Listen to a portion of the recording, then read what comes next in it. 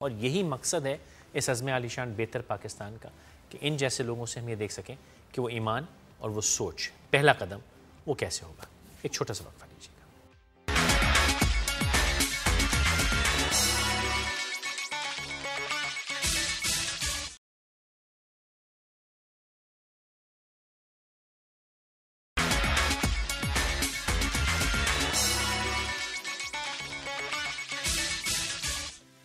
Thank you very much for staying with us. This is عزم عالیشان بہتر پاکستان. ہمارے ساتھ ڈاکٹر سعادت صاحب موجود ہیں. ڈاکٹر صاحب once again thank you very much for coming. آپ کے پیکیج میں آپ نے بات کیا کہ وہ ایک روڈ کا پرابلم تھا اینڈ دین آپ نے لوگوں سے ریکویسٹ کی کہ جی آپ اس طرح سے کر لیں کہ ہمیں 2 فٹ دے دیں. تو اب جو لوگ ایک پریویلیج بیک گراؤنڈ سے ہیں, ٹھیک ہے, وہ لوگ دیر بٹ لیتھارجک کہ یار ہم کیوں کریں, کسی اور کا مسئلہ ہے نا اسی کو کرنے دو. یہ والا جو ایک ایٹیٹیوڈ ہے, اس ایٹیٹیوڈ کے بارے میں آپ کا کیا کہنا ہے؟ اس ایٹیٹیوڈ کو میں نے پرسنلی اس طرح فیل کیا ہے کہ جب یہ ہم کام کروا رہے تھے تو ایک دروازے سے ایک شخص نکل کے اس نے کہا کہ ڈاکٹر صاحب یہ کب تک مکمل ہو جائے گا. میں نے کہا جی میں ٹھیکیدار نہیں ہوں, میں ایک سوشل ورکر ہوں, اسی محلے میں رہتا ہوں اور یہ پرابلم ہم سب کا ہے, آپ بھی اسی محلے میں رہتے ہیں. نہیں میرے ایسے کہنے کا مقصد ہے کب تک کم. میں نے کہا آپ آئیں میرے ساتھ بیٹھیں اور یہ پوچھیں کہ یہ کیسے ہو رہا ہے.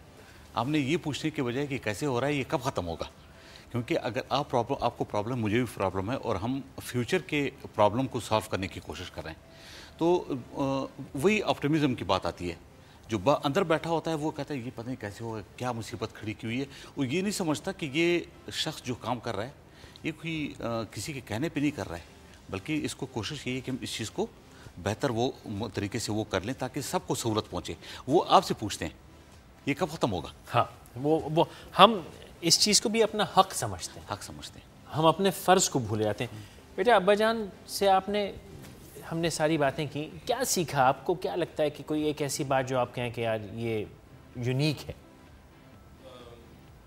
ہارڈ ورک سب سے بیسکلی, اور کسی پہ ڈیپینڈنس نہ ہو. کسی پہ ڈیپینڈنس نہیں, اپنے اوپر کرنا ہے.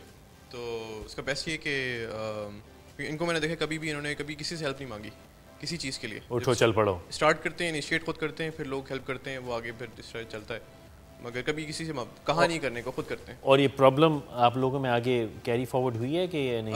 ابھی تک ابھی میں نے اسٹارٹ کیا ہے اپنا کریئر, تو فی الحال تو نہیں لگ رہی, مگر ہو سکتا ہے ویٹ ٹائم ہو جائے. کیونکہ بات یہ کہ انہوں نے ہمیں بہت ایک پروٹیکٹیو انوائرمنٹ دیا شروع سے. اور پروٹیکٹیو پلس پروٹیکٹیو دونوں. تو پلس یہ کہ انہوں نے کبھی فورس نہیں کیا کسی چیز پہ, تو یہ ایک اچھی چیز ہے. انہوں نے یہ اس پہ رکھا ہے کہ آپ اپنی غلطیوں سے خود سیکھو.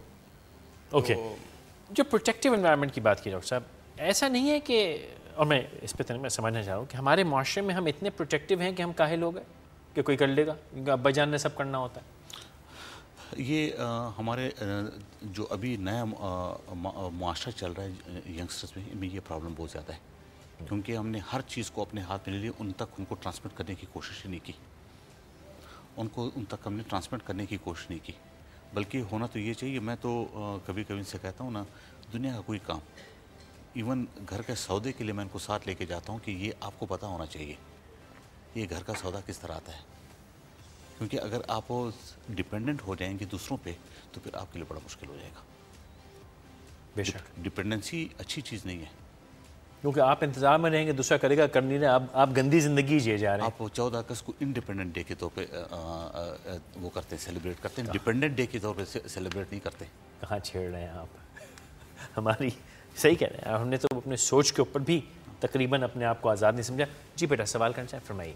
ڈاکٹر صاحب آپ میں بڑی تحمل مزاجی ہے, مطلب شروع میں انہوں نے کہا, تو آپ کے پاس کوئی پیشنٹ آتا ہے تو آپ اس سے مطلب کس طریقے سے پیش آتے ہیں؟ کیا آپ مطلب اس کو یہ سوچتے ہیں, کیا کہتے ہیں, میں اس کا علاج کروں پیسوں کی صورت میں, یا میں کیا کہتے ہیں صرف میں اس کے علاج کی کنسلٹیشن کروں؟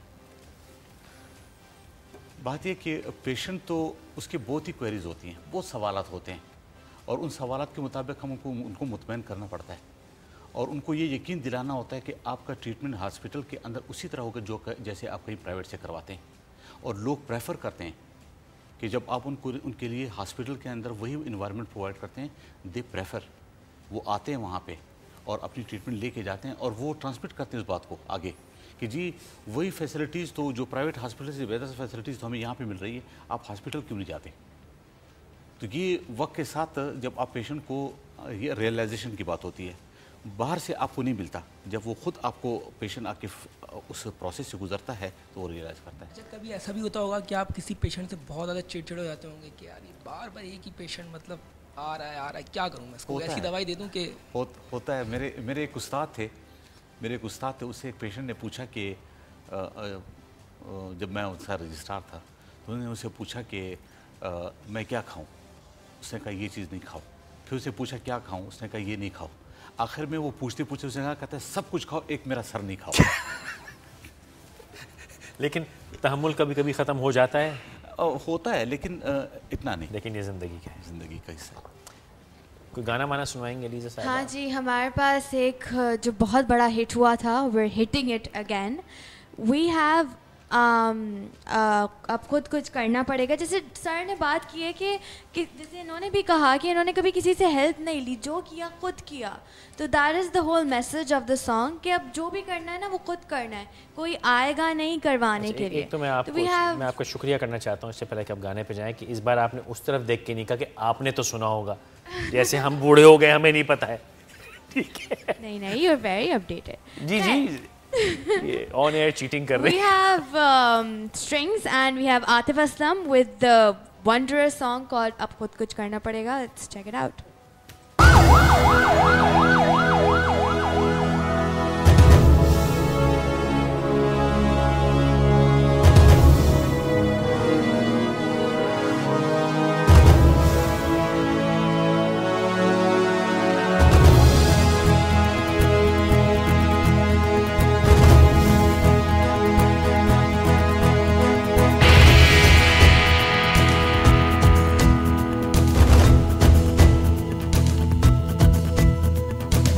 ہاتھوں پہ دھرے ہم ہاتھ بیٹھیں گے کب تک,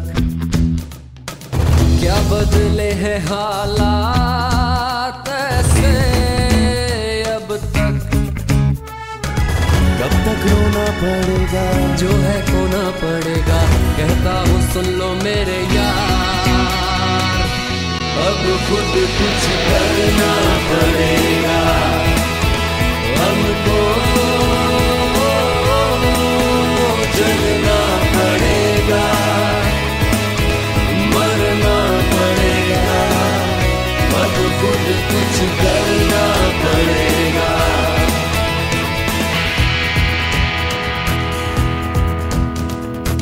کتنے سوالوں کے جواب ملے ہیں اب تک,